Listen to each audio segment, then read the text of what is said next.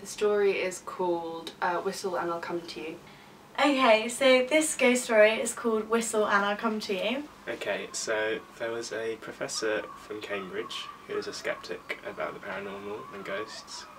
He's like a real academic skeptic. He doesn't believe in ghosts and things like that. He's a man of science. I didn't believe that you would see ghosts, and if you did, there'd probably be some kind of there'd be scientific reasons behind seeing or hallucinating. He decides to go on a holiday to East Anglia to a place called Burnstow. And he took a trip to East Anglia for golf. To play golf. So he accidentally gets a twin room in the hotel he's staying at. And accidentally he books a twin room. In the room below his, there was a colonel who was staying. So anyway, he's having a game of golf, and he meets a friend, he's the colonel, who's actually living downstairs underneath his room in the hotel. So they went and played golf, but then they also went to a cemetery for some reason. Anyway, his friend tells him about this place in East Anglia. It's kind of like a church cemetery place. Because he's quite got an interest in these historical kind of sites.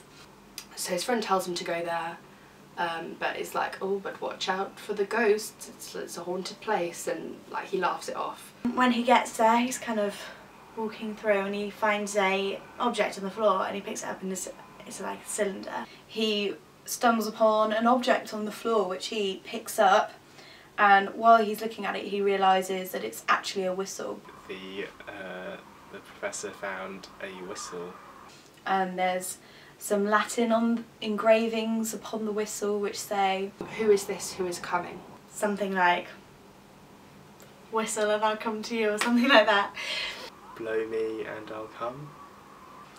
And then on the way back from this place he goes to the beach, he walks along the beach. And as he's leaving the graveyard he can feel as if he's being followed, but every time he looks around him he can't see anything. The professor felt like there was something following him. He can feel something walking behind him, but it never gets any closer. But he didn't really give it too much attention. He goes to sleep that night and has this reoccurring nightmare. I think it's this night he has a nightmare where he's picturing the beach that he was walking down.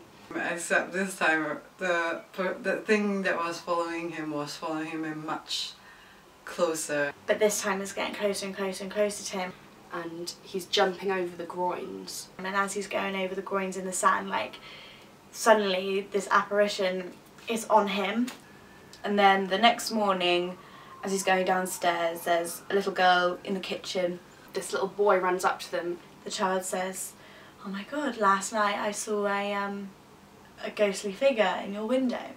A figure by his window when he was asleep. And obviously being the skeptic that he was, he felt a bit uncomfortable with the fact that he had this dream and this little girl supposedly saw something. Anyway, later that night he sees the maid. And then the maid asked him, which bed do you want made up, because there were two beds but both had been slept in. He'd only slept in one bed. And for some reason they both look like they've been slept in. Which obviously then again made him feel extremely uncomfortable because of the fact that he was the only person in this twin room. He goes back upstairs in the evening and tries to go to bed again. He goes to sleep and suddenly he can see on the other bed a ghostly apparition. There's a ghostly figure in his room. And the ghost is on top of him and it's this weird, linen-faced ghost. Compiled of kind of floating mistiness. And he's by the window and he's getting pushed out the window. The colonel from downstairs came up. And the colonel can hear all the commotion from upstairs. So he runs up. He comes in and the bedclothes just fall. And materials started falling. These materials drop to the floor. And they look at each other. his skepticism had been challenged. And the professor, who was a skeptic, was no longer that skeptical. Ever since that day, this professor of whatever he was, this skeptic, has now questions everything that he sees.